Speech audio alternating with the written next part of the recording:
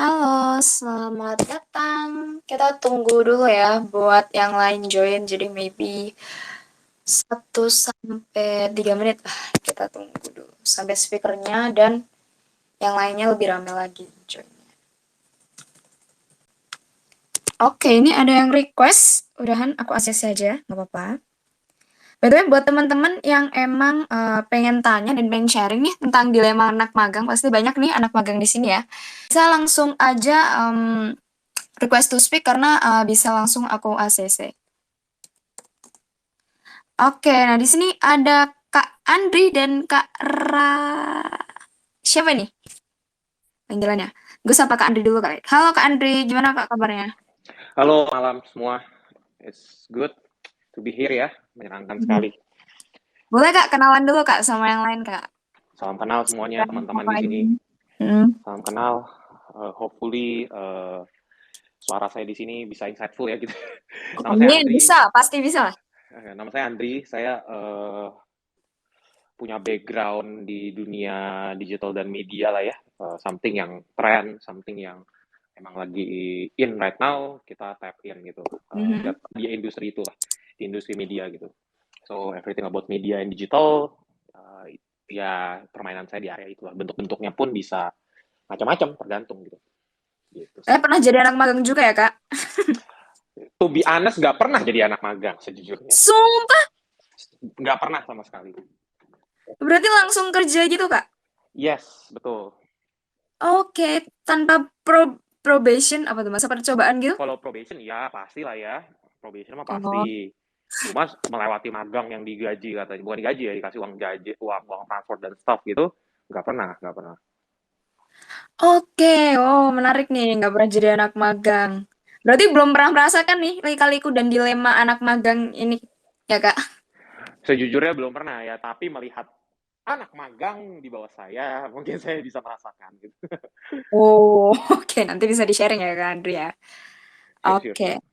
Nah, di sini kita juga punya kakak yang udah naik nih. Ini Kak Ram siapa nih? Boleh kenalan?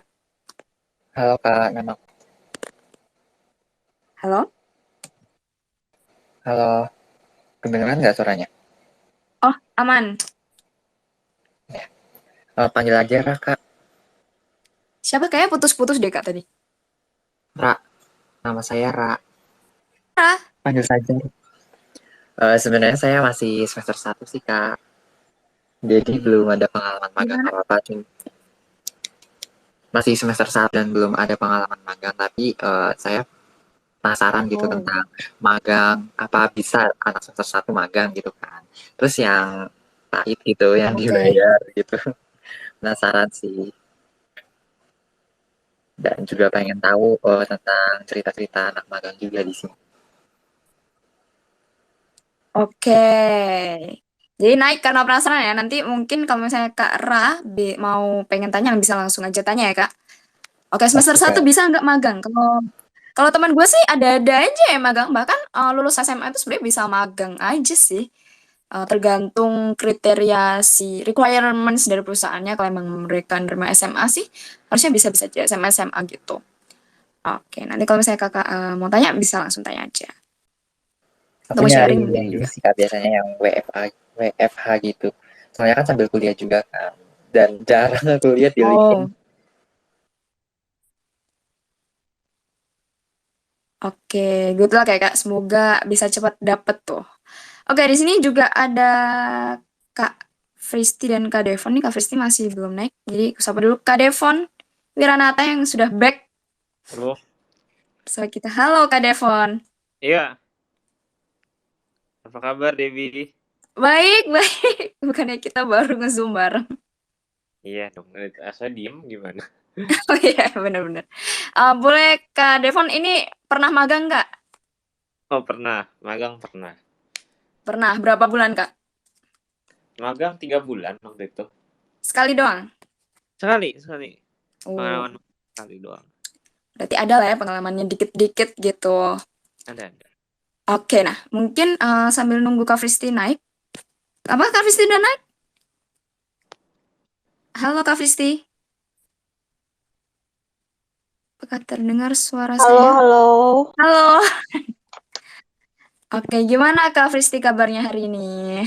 Ya, hari ini aku sibuk banget, meeting gak berhenti-berhenti, baru beres banget. Tadi aku kerja jam berapa tadi, beres jam 8, terus mandi, makan, langsung sini. Oke, lagi hektik ya Kak? Ya, begitulah. Ya, Oke. pandai ya, gak apa-apa. Boleh kan kenalan dulu nih Kak sama teman-teman di sini. Kesibukannya ngapain Kak? Oh, aku nih. Aku by the way Iya, kaget banget loh, orang Debbie baru ngasih tahu akunya sore-sore gitu pas aku kerja, jadi aku kayak iya, aku kelabakan. iya Aduh, gue ini ya targetnya mepet banget. aduh. Jam berapa tadi? Ini Debbie ini. Katanya jam 3 atau jam 2 gitu deh. Sekitar itu, ntar aku buka dulu ya, lupa tadi itunya. Oke, Oh, oke. oke. Ya. Ya udah aku kenalan dulu aja. Boleh. Ini topiknya sebenarnya kalau dari pengalaman magang udah jauh sekali ya. Aku kayak udah 10 tahun kerja gitu. Ya, jadi mungkin background-nya dulu aja. Halo semuanya, perkenalan dulu. Aku Fristi, sekarang bekerja sebagai Overseas Business Manager di salah satu IT company di Osaka, Jepang. Yang kebetulan produk yang aku bikin adalah kebanyakan kayak web app, terus aku juga ngerjain bikin machine learning model, AI, dan segala macam perintilannya lah, termasuk IoT dan bla bla blanya. Gitu sekilas mengenai aku. Ya, boleh. Terakhir kali magang 10 tahun yang lalu ya Kak berarti? Iya, 2012. Oh wow, 2012. Aku Iya. umur 12 dong. Iya, aku udah tua. Gak apa, Kelihatannya jiwanya aja tetap kayak muda. ini. Kelihatannya masih 20-an kok. Seumuran. Sudah 30 lebih loh. Oke, nggak apa-apa Kak Fristi. Ya. Thank you Kak Fristi sudah menerima ajakanku yang sangat mendadak disco. Oke deh, kalau begitu ini ada speaker kita yang sekaligus anak yang juga sedang magang sekarang ya. Jadi ini saksi kita nih. Kia. Halo Ki, teman gue nih, Kia. Halo Dewi, Halo Ki, gimana Ki kabarnya Ki? alhamdulillah baik. Boleh nih Ki, kenalan dulu sama yang lain Ki. Lagi ngapain sekarang kesibukannya? Oke, halo kakak-kakak dan teman-teman semua. Perkenalkan, nama aku Kia. Aku sekarang mahasiswa semester 8, jurusan Public Relations. Dan saat ini aku lagi magang juga, ikut program magang Merdeka di SCM kebetulan, Surya Citra Media. Posisinya di R&D, Research and Development. Oh Gitu. wow, gila. SCM itu apa sih? SCTV ya? Ya, grupnya SCTV dan Indosiar sih Kak. Cuma kebetulan aku fokusnya handle program Indosiar. Oh, Wih, nice. anak MTech nih ya di sini ya, mantap. Keren banget loh Ki ya. MTech Group luar biasa. Alhamdulillah. Video juga. Iya, video juga betul. Apa tadi? Apa ditaruh di mana? Aku di Indosiarnya, di R&D, Ya. sorry. R&D Indonesia, mantap. Research We have and been development. work together with a lot sama MTech Group sih. Jadi mungkin our background mungkin gak jauh-jauh lah nanti. Oh, oke. Oh. Oke, kita langsung aja ya ke topiknya. Jadi berkaitan dengan topik kita, dilema anak magang, gue mungkin mau kasih definisi dulu nih yang gue temuin di internet tentang apa sih magang itu, apa sih internship itu. Jadi yang gue temuin ya dari artikel yang trusted, tapi aku lupa sumbernya di mana. Katanya, program praktek kerja magang adalah suatu kegiatan pembelajaran di lapangan yang bertujuan untuk memperkenalkan dan menumbuhkan kemampuan mahasiswa-mahasiswi dalam dunia kerja nyata. Nah, berarti kalau misalnya lihat-lihat nih, magang ini tujuannya memang belajar ya, belajar praktek, tapi di dunia kerja yang nyata begitu loh. Jadi nggak di dalam kampus, di eksternal begitu. Nah, kalau misalnya dulu nih, Kak Fristi dulu, waktu pertama kali magang tuh tujuannya buat apa, Kak? Ini dari aku ya. Oke. Aduh, waktu tahun 2012 dulu aku magang di konstruksi ya, karena aku anak sipil. Jadi waktu itu aku ingat banget aku magang di salah satu apartemen di Karawaci waktu itu masih dalam proses konstruksi pembangunan berapa lantai ya aku lupa. Lumayan tinggi 36 lantai waktu itu kalau nggak salah si bangunannya. Terus ya gimana ya waktu itu aku tuh karena masih ini kali ya zaman dulu tuh belum ada apa ya kayak sekarang tuh kayaknya anak-anak tuh udah pada tahu gitu mau ngapain dan kayak banyak info-info juga banyak kursus online lah segala macam zaman dulu kan nggak ada ya kayak gitu ya Benar, dan benar. apalagi aku jurusannya sangat jauh dari IT dulu jadi kayak benar-benar di lapangan kan dulu kerjaannya tujuannya ya cuman untuk memenuhi syarat kelulusan aja karena Oh, kalau aku karena kewajiban kalau kampus. kalau aku nggak magang nanti aku galus dari TB. Oh, alah. Oke. Ya, dulu nggak mikir yang jauh-jauh yang gimana sih yang harus gimana tapi memang ada pikiran kayak pengen tahu sih dunia pekerjaan itu seperti apa dan ternyata kaget sih waktu pertama kali magang Kaget. gitu kayak ternyata em, apa ya justru malah lebih sulit perhitungan kita yang belajar di kuliah gitu apa namanya kayak teoretis hitung-hitungannya tuh detail banget gitu kan kayak harus apa complicated lah pakai matematikanya juga susah gitu kayak yang advance gitu tapi ternyata pas udah di lapangan ya kayak paku segala macam itu kan cari yang udah dijual di pasar aja kan maksudnya di pasaran aja kan nggak usah ngitung-ngitung yang gimana gitu aku shock aja kayak loh ini nggak dihitung pak iya nggak usah lah ini diameternya kira-kira aja loh kayak walau kayak oh ternyata kayak gitu ya di lapangan terus kayak ada banyak faktor-faktor yang nggak kita kepikiran ketika kita ngedesain kan kalau kita ngedesain kan dulu tuh kayak ngitungin faktor angin lah ya faktor angin faktor gempa terus tanah segala macam lah dulu kan waktu aku jadi sipil tapi ternyata ketika pada dunia nyatanya yang lebih berbahaya itu adalah faktor tukangnya gitu. Jadi kayak tukang tuh kadang kayak nih misalkan nih mereka kayak habis makan siang terus kayak ada bungkus-bungkusnya gitu. Dibuang ke ini, ke pondasi galian ya kan. Jadi kayak jadi kotor gitu. Si tanah kan kalau misalkan mau dijadiin pondasi kan nggak boleh kotor, soalnya itu bisa ngurangin kekuatannya kan. Ya jadi apa yang agak selama ini belajar di kuliah itu kok ternyata beda jauh gitu sama yang aku lihat di lapangan gitu kan hal-hal yang simple kayak gitu aja tuh nggak kelihatan gitu loh belum lagi faktor ya biasalah tilep-tilepan uang segala macam kan itu nggak tahu juga kan kita kan jadi kayak pantas aja setiap kali ngitung tuh kayak kita harus masukin safety factor tuh sampai 1,5 jadi hitungannya harus dikali 1,5 ke atas gitu buletin ke atas itu buat mencegah faktor-faktor X gitu kayak gitu jadi ya tujuannya tuh dan kenyataannya gitu. Oke, jadi Aku tujuannya udah jauh banget tapi ya sekarang udah berganti-ganti apa namanya berganti-ganti profesi berkali-kali selama 10 tahun sampai baru sekarang dapat di sini gitu. Oke, thank you Kak Fristi. Jadi tujuan magang untuk Kak Fristi sendiri karena kewajiban dari kampus ya Kak. Dan Iya. ternyata waktu kerja nih di dunia kerja nyata, dan tidak sekomplikated itu malah tahu nih hal-hal yang malah unexpected gitu loh, yang kok ini kerjanya kayak gini gitu, nggak kayak yang gue pelajarin Iya. di kuliahan. Shock. Dapat lah ya rasa-rasa dunia kerja nyata tuh dari magang. Oke, nah ini gue ada kedatangan lagi speaker Kak Anton Setiawan. Halo Kak Anton. Halo, halo. Halo Kak. Nah gimana Kak kabarnya? Baik. Oke, boleh nih Kak kenalan sama teman-teman di sini Kak. Oke, halo semuanya. Perkenalkan nama aku Anton Setiawan. Aku sekarang semester 9 lagi nyelesain skripsi di salah satu universitas swasta di Yogyakarta. Sekarang ini lagi magang di salah satu startup pengembangan diri dan apa namanya?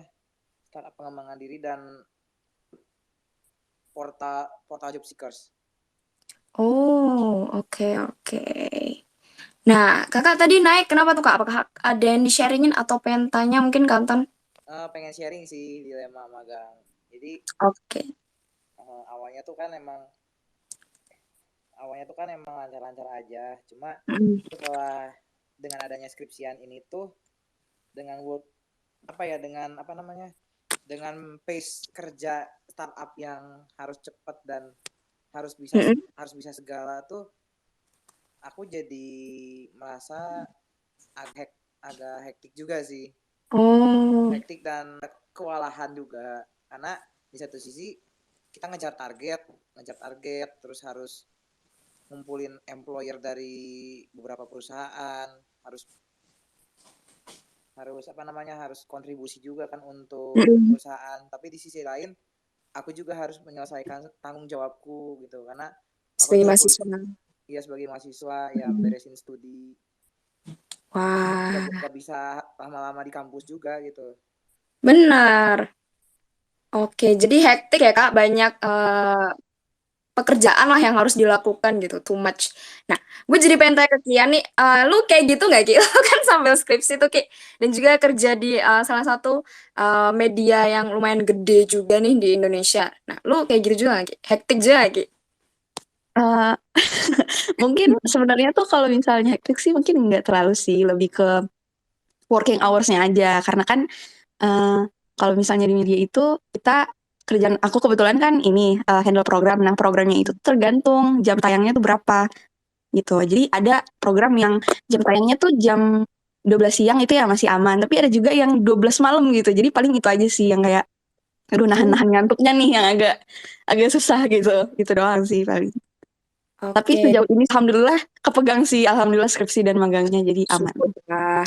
Tapi porsi kerjanya nggak berat sebelah ya, maksudnya masih bisa imbang dan masih bisa dilakuin lah ya Ki. Iya, masih ada lah maksudnya masih ada lah buat waktu lain gitu, buat nyisihin waktu untuk ngerjain pekerjaan yang lain. Oke. Nah, ini kita langsung tanya aja tipsnya dari Kak Andri nih. Halo Kak Andri. Tipsnya nih Yes, Kak, buat juggling antara kuliah dan juga pekerjaan. Itu gimana sih mantap, Kak Andri? mantap, mantap. So, aku rasa kalau teman-teman di sini semua memang memutuskan untuk mengambil internship, entah itu dari program dari kuliah ya, kan ada 3+1 sekarang ya, pemerintah juga memberikan peraturan baru kan, mahasiswa sebelum lulus wajib setahun untuk internship, ataupun internship dengan sebenarnya, saya rasa setiap pekerjaan dari internship itu berbeda-beda nih lotnya gitu. Tadi sempat ada yang mention bahwa ingin WFH karena masih kuliah dan lain-lain. Aku rasa itu tanggung jawab masing-masing ya. Teman-teman harus bisa lihat apakah pekerjaannya itu memang memungkinkan untuk WFH itu 1, 2, apakah pekerjaannya itu memang akan memakan waktu kuliah itu 2, 3, apakah bisa negosiasi dengan perusahaan tersebut. Kalau saya masih kuliah, possible-kah bagaimana arrange waktunya dan lain-lain. Jadi buatku nggak ada lagi tuh alasan-alasan ke perusahaan, sorry kak aku lagi kuliah, aku nggak bisa datang, karena itu sudah tidak sesuai dengan kesepakatan di awal. Itu juga maksudnya work in the both ways. Dari company juga harus aware bahwa anak ini masih kuliah ya, jangan anak ini masih kuliah tapi memaksa atau forcing to masuk terus gitu, itu kan something yang nggak reasonable gitu ya. Begitu juga dengan teman-teman yang ngampus gitu, kalau memang masih sekolah, masih kuliah, dan perusahaan punya regulasi mau mengharuskan teman-teman untuk hadir di kantor setiap hari meskipun cuma setengah hari, ya itu something yang mestinya bisa dipaksain gitu. Jadi jawabannya adalah nggak ada jawabannya. Waduh.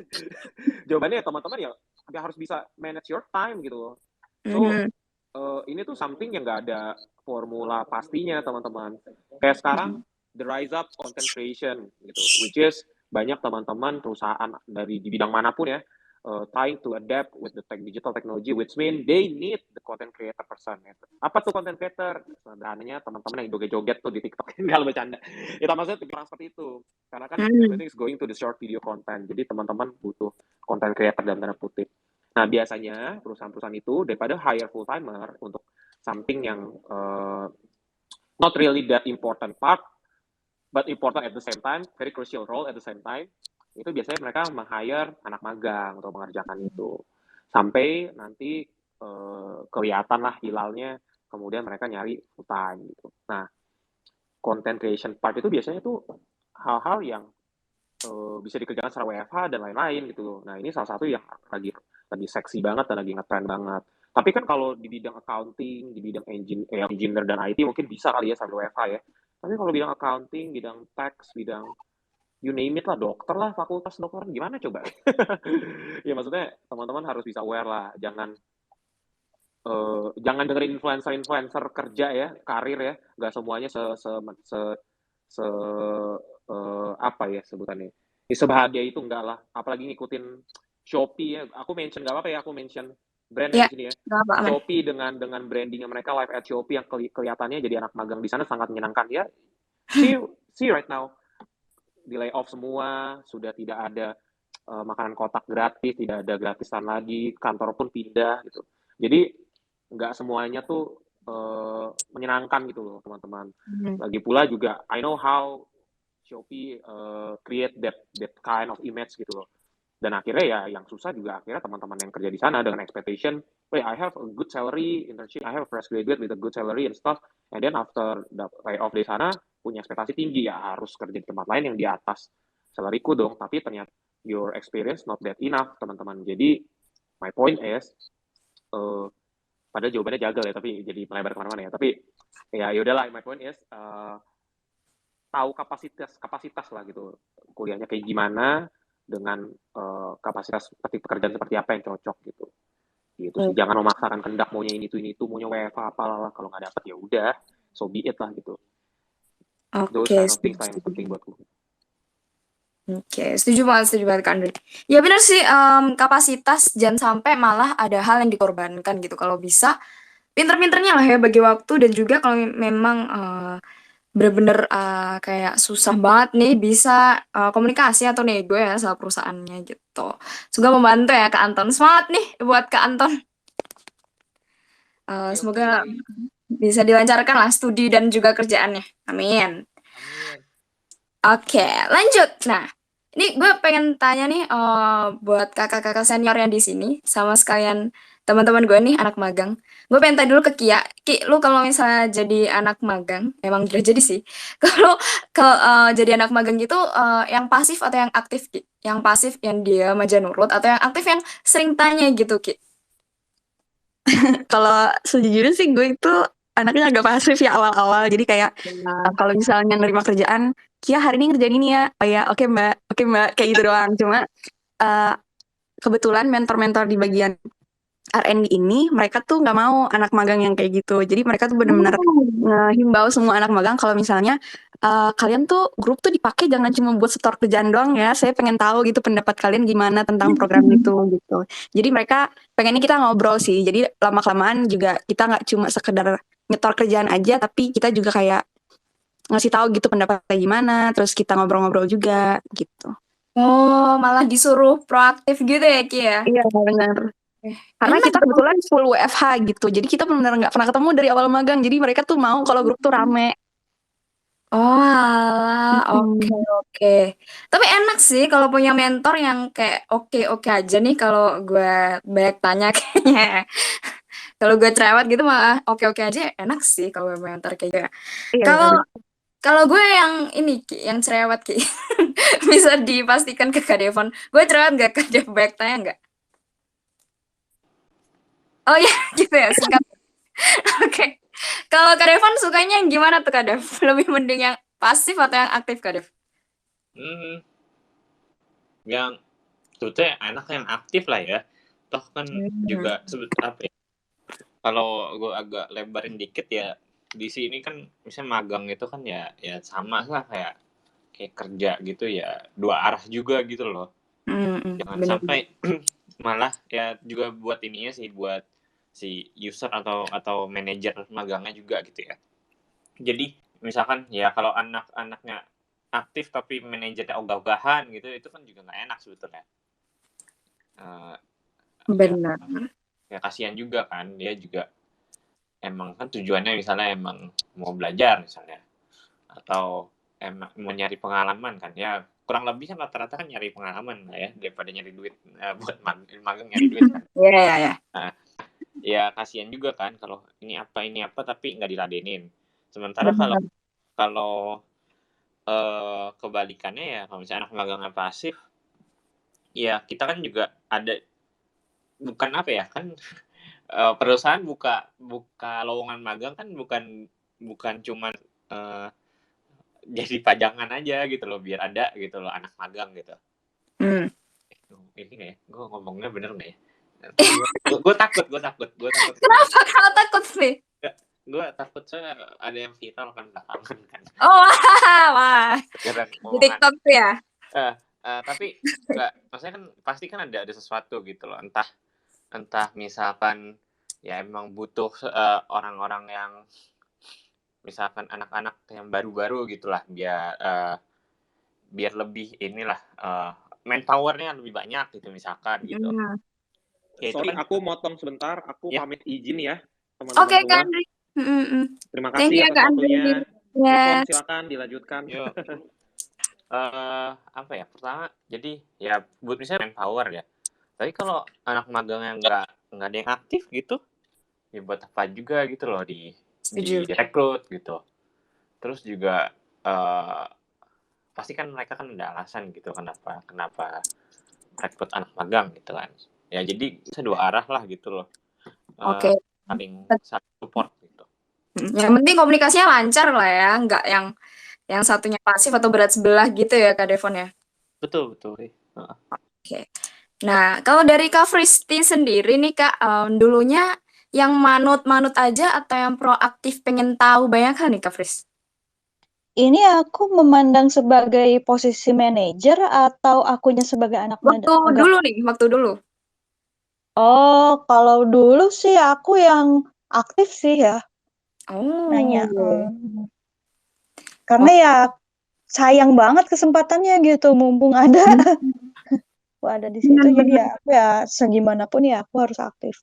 Bener. Nah, kalau sekarang nih, sukanya dapat junior yang aktif atau yang ya oke-oke aja gitu? Ini nih teman-teman aku nih, karena aku pengalaman sebagai HR juga ya, aku juga yang sering kali mengambil keputusan nih tentang ini yang mana yang harus kita angkat jadi pegawai tetap, yang mana yang harus kita stop gitu. Terus ini anak intern mana yang berpotensi dan yang mana yang nggak berpotensi gitu, yang anak magang ini. Itu sebenarnya kelihatan, gak cuma dari aktif atau enggaknya. Nah, kalian tuh buat teman-teman yang lagi magang ini, mungkin saran dari aku aja yang mungkin megang HR juga di Jepang, itu kebanyakan anak magang yang aku pegang itu bukan orang Jepang, karena kan aku di overseas business department ya, jadi emang untuk orang asing. Dan kebetulan kantor aku tuh punya sama dengan Jetro dan dengan JICA, jadi kami itu selalu menerima istilah anak-anak magang yang dari kayak negara-negara negara-negara bantuannya Jepang lah gitu, macam-macam lah, kayak Afrika, terus dari Afghanistan, Syria, terus dari Pakistan juga ada berapa. Pokoknya yang dari negara-negara konflik gitu banyak juga. Jadi aku kayak udah melihat banyak sekali perbedaan mana sih orang-orang bakalan bisa survive di dunia kerja, dan mana yang mereka tuh emang cuman ya kewajiban aja lah, terus kayak males-malesan, itu kelihatan. Nah, kalau saran dariku itu adalah ketika kalian magang, manfaatkan kesempatan sebaik-baiknya buat kalian belajar. Mindsetnya udah di set, jangan fix mindset, growth mindset. Pokoknya belajar terus. Nah, kalian juga kayak harus mikir, kalau misalkan dikasih suatu tugas, terus kalian tuh mikir itu tugasnya, jangan langsung dikasih tugas A, langsung aja kerjain, nggak mikir gitu, kayak istilahnya kayak robot gitu ya. Jangan kayak gitu. Ini dulu, dilihat dulu ini tugas A-nya ini oke, kira-kira gimana ya cara yang ngerjainnya, yang mungkin ada cara yang lebih efisien, atau mungkin jangan-jangan si manajernya ngasih kerjaan kok gak make sense gitu. Ini kan udah ada ini, kenapa harus ngerjain ini? Nah, itu tuh semua harus diomongin gitu. Jadi kayak berpikir aktif gitu. Apa-apa tuh harus dipikir, terus langsung punya ide sendiri ya. Jangan kayak robot tadi aku bilang. Nah, terus pokoknya kalian banyak kasih ide, banyak berpikir, itu pasti seneng banget itu perusahaan. Terus apa sih namanya, kalau aku sendiri secara pribadi, aku tuh oke, itu aktif tapi nanya nggak apa-apa, nanya tapi pertanyaan yang pinter ya. Gimana ya, jadi aku sebel banget nih kalau ada ya sering banget nih kalau nggak cuman anak magang sih, pokoknya orang lah gitu ya, kalau nanya sesuatu yang bisa aku Google gitu, kan kesel ya. Kayak waktu itu pernah ada yang nanya, aku lagi di luar gitu, aku lagi nggak tahu lagi cuti atau lagi apa. Pokoknya aku lagi di luar, lagi liburan sama suamiku, tiba-tiba ada yang nge-WhatsApp, Fristi cara pakai Google Meet gimana ya? Kan sebel banget nggak sih? Aku kayak penting banget gitu. Kenapa harus nanya pertanyaan yang kamu bisa Google gitu. Jadi ada teknik bertanya yang bagus Benar itu tuh, seperti Kak. apa? Nah, teknik bertanya yang bagus itu adalah ya satu ya jangan pertanyaan yang bisa kamu Google gitu. Jadi ketika kalian menghadapi masalah, coba dulu Google, cari dulu solusinya lah di Google itu ada segala macam semua. Riset sendiri dulu. Kalau udah riset nggak ketemu, kumpulin yang data-data yang kira-kira mirip atau kira-kira seperti ini walaupun itu bukan solusinya. Nah, ketika kalian tanyanya gini gitu. Ya misal siapa gitu ya, aduh selamat pagi Pak Bu gitu ya, saya ada pertanyaan gitu kan, saya kesulitan di bagian sini gitu kan, pertanyaan saya adalah ini, recite yang apa ya, clear ya, pertanyaannya harus clear dulu. Nah terus kalian kasih tahu apa yang sudah kalian lakukan untuk memecahkan masalah tersebut gitu. Saya udah Google Bu, udah cari nih di sini, tapi ini hasil yang saya temukan adalah 1, 2, 3 gitu. Tapi kayaknya belum bisa nih masuk buat jadi solusi permasalahan ini. Kira-kira menurut Ibu bagaimana gitu atau enggak tanya gimana gitu. Jadi nanyanya tuh yang pinter gitu, jangan nanya cara pakai ini gimana ya gitu. Itu kan bisa Google ya, atau enggak kayak cara apa misalkan kalau pakai Excel atau Google Sheet gitu, cara nyari apa namanya distribusi normal atau nyari rata-rata gimana ya itu kan bisa Google. Kalau kayak gitu itu mendingan nggak usah ditanya, nanyanya yang pertanyaannya tuh yang bikin si orangnya tuh kayak wow gitu. Anak ini juga ya gitu. Anak ini tuh dia menghadapi suatu permasalahan dan dia sudah berusaha melakukan gini. Oh, berarti dia orangnya problem solver gitu. Jadi cari muka lah. bukan istilahnya pencitraan yang gitu ya, tapi memang kita harus ketika kita magang, kita harus bisa memberikan citra diri yang positif lah, yang bagus gitu. Kalau kita itu benar-benar bisa loh, kita tuh punya kemampuan loh, kita tuh layak loh gitu, gitu loh. Jadi kayak kalau aku sih ya prinsipku ya, do your best aja, jangan pelit, jangan kadang-kadang suka mikir ngapain orang kagak dibayar juga kan suka ada ya unpaid magang yang nggak dibayar gitu. Ngapain gue capek-capek orang kagak dibayar? Nggak usah mikir itunya, mikirnya kesempatan belajarnya aja gitu. Kesempatan belajarnya, kesempatan pengalaman gitu. Mumpung ada di situ, wah hajar aja gitu, belajar aja yang banyak. Terus kalau nanya ya jangan dikit-dikit tiap menit nanya itu juga sebel juga soalnya kan sibuk kan itu pasti atasan itu kayak Benar.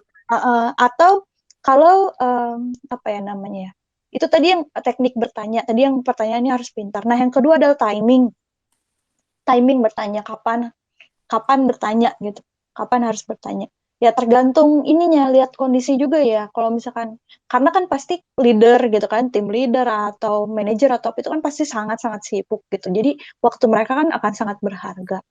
Ya udah kalau misalkan kalian lihat mereka sibuk, ya nggak apa-apa, jangan ditanya dulu. Kalian bikin list gitu. List pertanyaan 1, 2, 3, 4. Tapi listnya yang pintar pertanyaannya, jangan yang nyebelin ya pertanyaannya ya. Itu listnya dibikin list berapa, udah gitu misalnya kalian udah lihat nih kayaknya manajer kalian udah mulai agak lega, tanya deh gitu kan, Pak Bu, kira-kira apakah punya waktu sekitar 15 menit gitu untuk apa untuk bicara atau untuk diskusi, minta waktu dia gitu, minta waktunya. Nanti dia paling bilang kayak, oh iya mungkin saya bisa nanti jam 2 gitu. Atau enggak bisa kapan gitu kan. Ya pokoknya kalian minta waktunya, terus ya jangan lupa bilang makasih ya setiap kali udah dikasih waktu sama mereka. Kalian minta waktunya, bawa deh yang tadi list pertanyaan kalian. Terus juga bawa juga hasil riset kalian terhadap pertanyaan-pertanyaan tersebut seperti apa gitu. Udah apa yang sudah kalian lakukan untuk menjawab, untuk berusaha mencari itu. Gitu deh Debbie, mungkin saran Oke. Thank you banget Kak Fritz, ini baik banget nih teknik yang bisa diaplikasikan ya. Jadi pertama jangan pertanyaan yang yang lu bisa usahain sendiri lah ya. Paling nggak pertanyaan yang lu emang bener-bener nggak tahu dan emang butuh senior lah untuk memecahkan itu. Lalu timingnya jangan waktu sibuk-sibuk ditanyain juga tuh. Nah mungkin yang lainnya ada tambahan mungkin dari Kak Anton gitu. Ada tambahan Kanton? Aku setuju sama yang dibilang Kak Fristi sih. Mm. Ya jangan jangan kalau udah dikasih kerjaan tuh jangan ngeyahin aja. Masalahnya tuh kemarin selama aku magang ini aku kayak mengiyakan kerjaan aja gitu loh, jadinya malah kewalahan. Skripsi kerjaan memang kayak Oh ngerjain yang gitu. maksimal, tapi skripsinya malah belum selesai. Waduh. Oke. Semangat lagi Kanton. Semangatin mulu. Oke. Nah ini last question ya buat semuanya ini advice nih apa sih?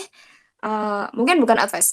Gimana sih sebenarnya cara menerima kritikan ya atau penolakan dari tempat kerja gitu. Mungkin penolakan waktu ngelamar atau malah kritikan dari senior atau atasan gitu. Mungkin dari Kia, lu gimana Ki? Cara nerima kritikan atau belum pernah dikritik nih Ki sama sekali?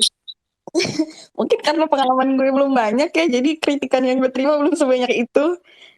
Tapi mungkin kalau misalnya untuk kritik itu, ya selama kritiknya bagus ya kenapa enggak diterima aja sih.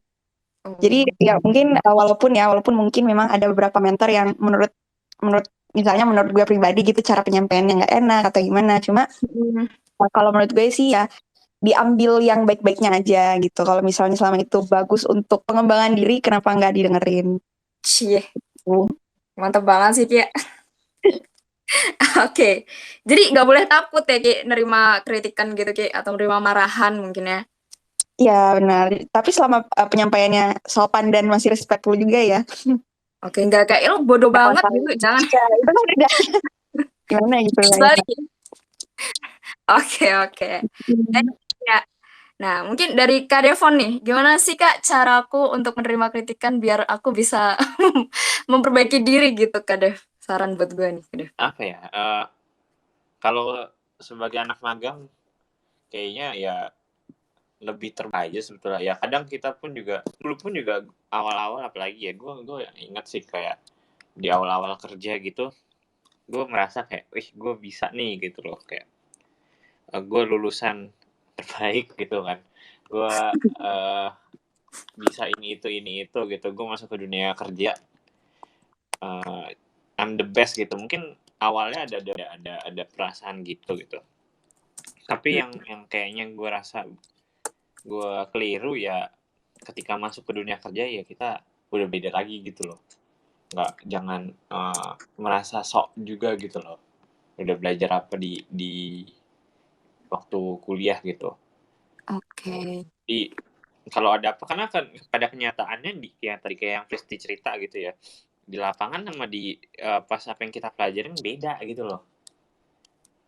Bisa aja beda gitu. Dan ternyata banyak yang beda sebetulnya. Apa yang dipelajari di kampus sama apa yang terjadi di kenyataan pas dunia kerja gitu loh. Ya ada yang kayak mungkin berasa kayak dulu kerja kayak gini ya, dari pagi sampai sore gitu segala macem. Ternyata enggak, pas misalnya ada yang enaknya ya ternyata enggak kayak gitu, banyak waktu kosongnya juga kok gitu waktu itu. Banyak ngobrol antar ini kok, banyak ngobrol antar apa namanya, karyawan juga kok gitu. Terus ternyata ya kadang juga emang ada yang sampai lembur juga gitu, ada plus minusnya lah kalau misalkan kalau gue lihat gitu loh. Jadi ini aja sudah ya ya yang apa yang kita tahu ya udah simpen gitu. Tapi ketika kita masuk ya jangan berasa kita udah tahu semuanya, half ini kali ya, half empty kali ya, kita berasa gitu. Kita tahu, jadi yang ilmu yang kita tahu ya udah kita pakai gitu loh. Kalau ternyata misalkan ada yang bisa kayak atasannya bilang, oh lu jangan pakai metode ini, pakai metode B, jangan pakai A gitu, metode A kelamaan gitu. Selama ini lu taunya metode A gitu loh. Ya jangan ini juga, enggak kok gue selama kuliah pakainya A terus kok. Jangan bantu dulu ya. Tapi ikutin aja gitu loh. Oh ya udah, mungkin mungkin setiap perusahaan beda-beda kali ya metode dan caranya. Oh ya udah ikutin aja gitu loh. Di perusahaan pakai metode B, oke. Belajar lagi gitu loh. metode B gitu. Ya itu oke juga gitu. Jangan maksudnya kayak gue paling bisa juga gitu lah. Itu mungkin sikap gitu lah. Oke, garis besarnya dari Kak Devon jangan merasa sok lah ya. Hmm. Harus siap adaptasi ya Kak Dev. Ya, tetap half empty. Half empty. Kalau kritikannya di fisik gimana Kak Dev? Enggak. Kalau Kalau kritikannya di fisik jangan diterima ya Kak Dev. ya tunggu bentar ini ya, kalau kritikan fisik itu ya udah beda lagi sebetulnya. Udah gak ada hubungan dengan kerjaan gitu. Kayaknya itu bagaimana caranya itu beda lagi, kayaknya udah insult sebetulnya. Atau body shaming atau something kan. Itu beda urusan. Oke, thank you Kak Devon. Nah, kalau Kak Anton nih, gimana Kak Anton cara menerima kritikan versi Kak Anton? Cara menerima kritikan, aku juga masih belajar. Cuma kalau dari aku pribadi lebih ke ini sih, kita lebih ke dengerin apa maunya tim atau leader kita. Nah kalau misalkan ada yang nggak sejalan sama kita, coba dikomunikasikan. Tapi ya intinya kita ngedengerin dulu. Kuncinya tuh mendengarkan dulu maunya gimana. Kurang lebih kayak gitu kalau dari aku. Oke, berarti kuncinya mendengarkan dulu lah ya. Ya sama yang kayak jangan defensif dulu, kayak merasa gue ini udah paling bener nih, lulusan terbaik nih, bukan gitu ya. Oke. Thank you Kak Anton. Nah, last but not least, Kak Fris Titania, cara menerima kritikan Kak buat para junior anak magang. Cara menerima kritikan, aku malah seneng loh. Tolong bantai lagi. Mindset banget nih. Karena dari bangun sih dari zaman kuliah dulu, aku ingat banget aku tengah malam dibantai di lab. Waduh. Ya nggak boleh pulang pokoknya sebelum beres. Wah udah digoblok-goblokin lah segala macam. Tapi itu memang pada saat itu rasanya karena mungkin mentalku belum kuat juga, rasanya berat banget gitu.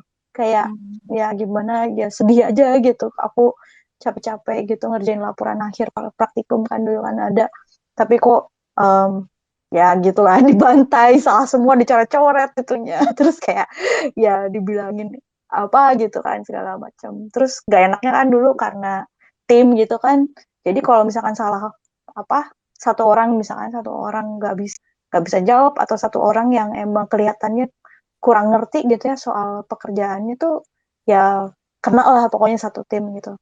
Tapi mental tersebut malah jadi ngebangun aku setelahnya itu, malah jadi seneng gitu kalau dibantai. Tahu nggak kenapa seneng kalau dibantai? Seneng lah, tahu dari mana yang harus kamu tingkatin. Oke. Selama ini bingung nggak sih, kayak kita tuh kerja udah bener belum? Kita tuh kerjanya di mana ya? Jeleknya di mana? Bagusnya di mana gitu? Kan nggak tahu.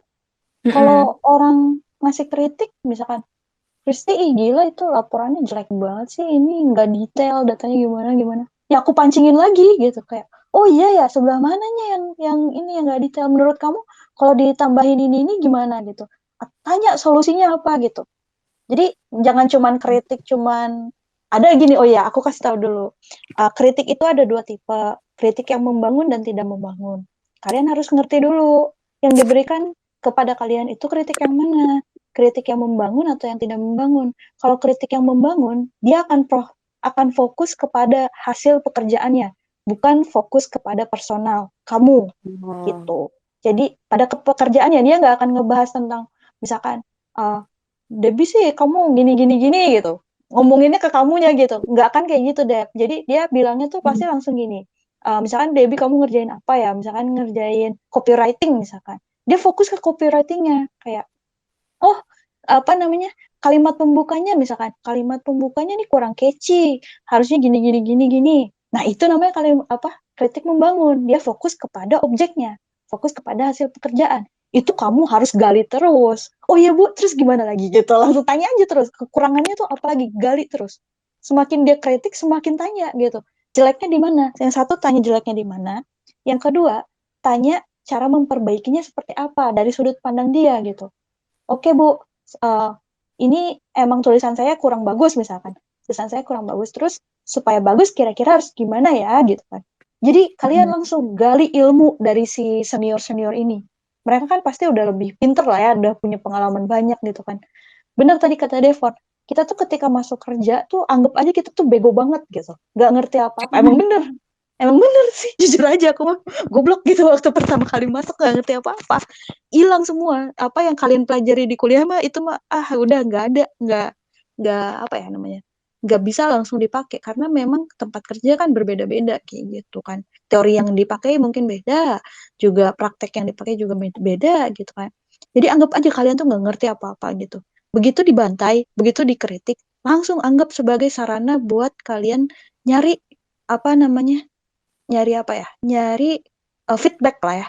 Seneng gak sih kalau dikasih feedback? Kalau aku sih seneng banget gitu. Jadi kayak aku harus tahu, aku jadi tahu aku bisa memperbaiki apa dari pekerjaanku ini.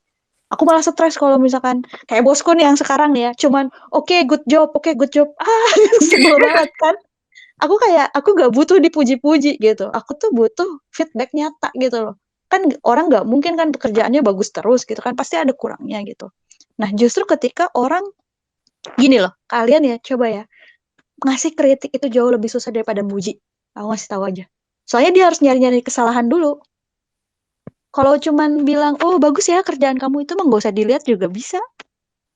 Tapi kalau ngasih kritik tuh harus teliti, dibaca dulu, terus harus ditelaah dulu. Oh ini nih yang kurang nih, ini nih yang gimana nih. Jadi itu effort loh gitu buat ngasih kritik itu. Jadi kayak kalian mungkin sebagai teman-teman kayak pertama mungkin baper gitu ya. Baper, aduh gue kan udah kerja susah-susah tapi kok malah dikatain kerjaan gue jelek gitu kan. Sedih gitu ya rasanya. Enggak, mentalnya jangan gitu. Iya, gak apa-apa sedih tapi anggap aja itu tuh sebagai sarana kalian bertumbuh karena yang namanya bertumbuh tuh pasti gak enak.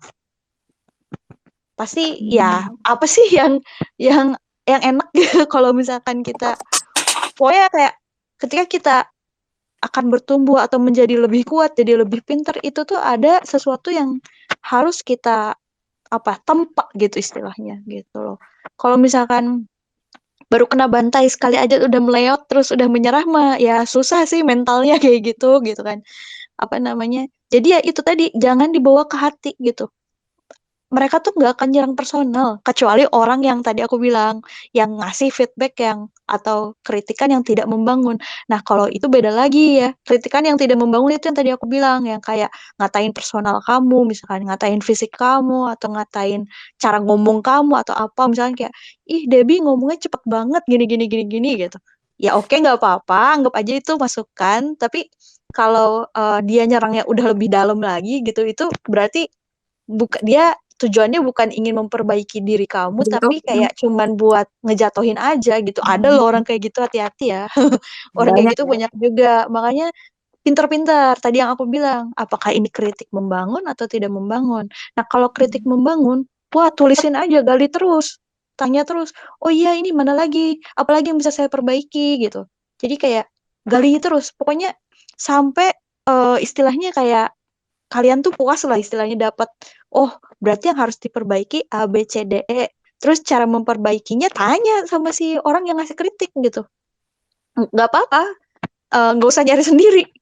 Tanya aja, menurut kamu gimana ya saya bisa memperbaiki ini gitu. Apakah saya harus ini?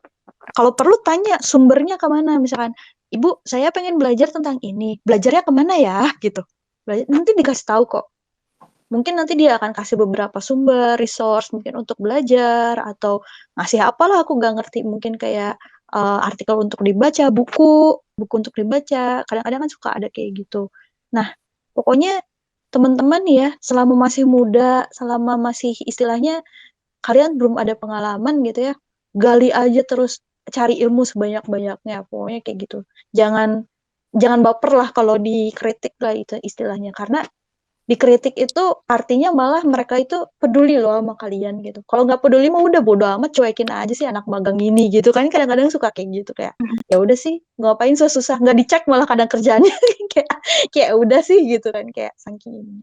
Itu yang aku pelajari ya. Dan yang aku lihat pun dari yang selama ini magang di kantorku di Jepang dari berbagai macam negara, ya aku lihat yang striving dan akhirnya bahkan kerjanya jauh lebih bagus gitu ya daripada kantorku. Ada yang kerja di IBM Japan gitu, ada yang kerja di mana gitu kan, yang bener-bener yang gede gitu di Tokyo gitu.